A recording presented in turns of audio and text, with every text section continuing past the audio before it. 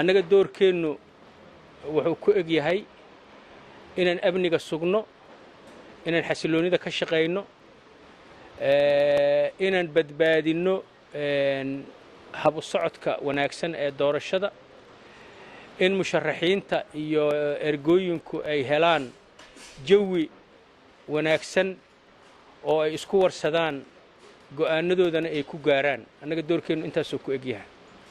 laakiin waxaan rabnaa in aad nagala shaqaysaan.